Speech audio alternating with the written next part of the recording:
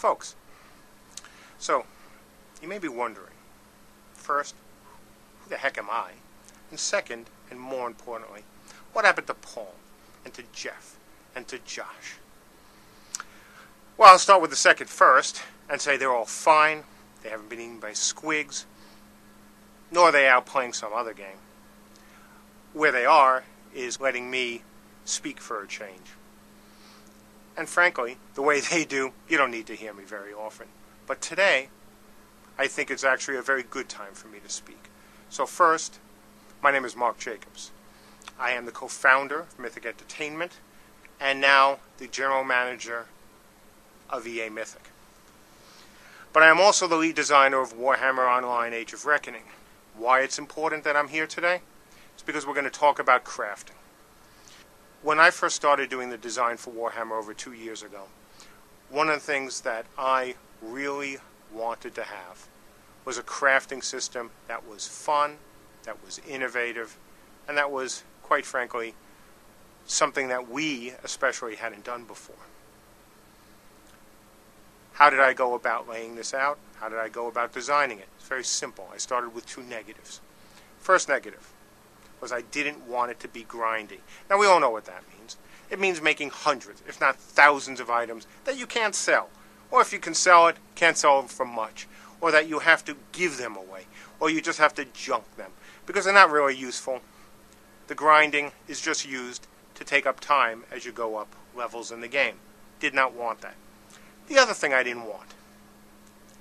I did not want this to be a recipe-based game. Now, it's not that I have anything really against recipe-based games, but frankly, it's been done a lot. Most MMOs use a recipe-based system.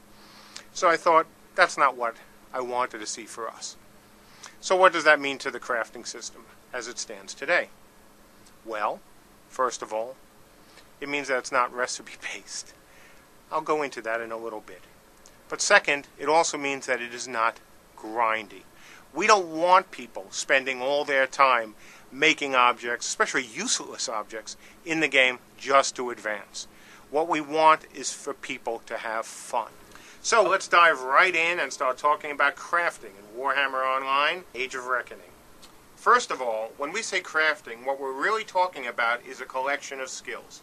These skills, at least for now, are apothecary, talisman making, cultivating, magical salvaging, scavenging, and butchering.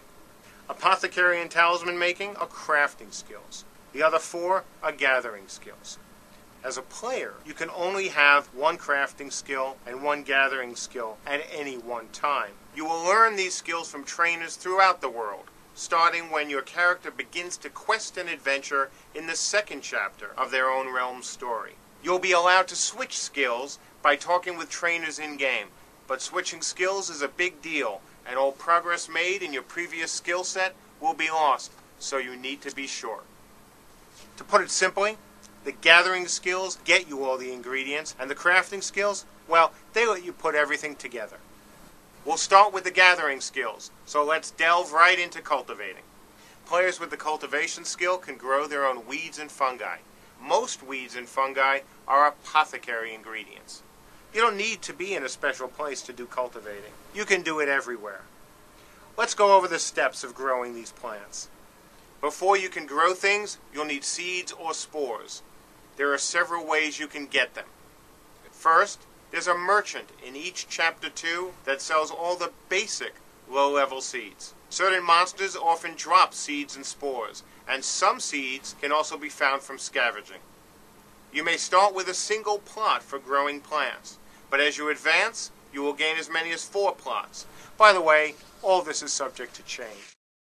Next comes the growth cycle. The growth cycle of weeds and fungi is itself broken down into 3 stages. During the first stage, you can add soil. During the second stage, you can add water. And during the third, you can add nutrients.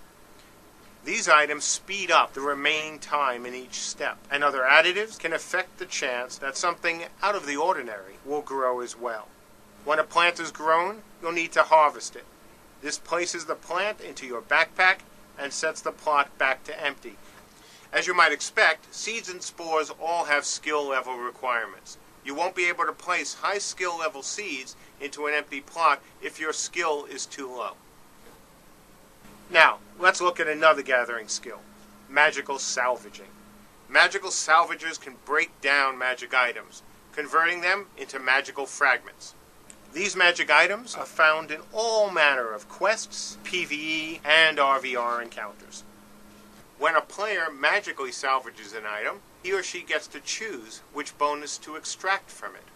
Hey, I'm back. So, let's say that the item you're salvaging has 2 bonuses on it, willpower and intelligence. You get to choose which bonus you want to extract. So sometimes you may want willpower, sometimes you may want intelligence. The point is, it's your decision. Salvaging also produces magical essences. Primarily